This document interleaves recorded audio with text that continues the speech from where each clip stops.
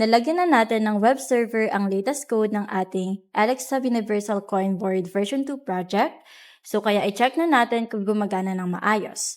Pagka-connect nyo sa ESP32, so ito i-connect natin. Ayan, so ida-direct niya tayo agad sa ating web server. At dito makikita natin ang Welcome to Alexa Universal Coin Board version 2. Naka-display din dito ang current mode which is the coin counter.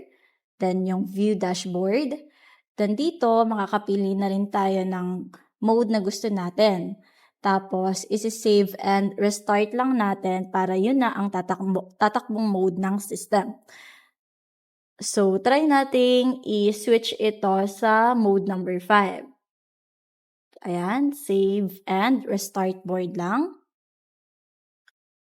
So, ayan. So, kung mapapansin nyo rin sa ating OLED, car wash mode na ang lumalabas. So, ibig sabihin, gumana ang ating mode switching via web server.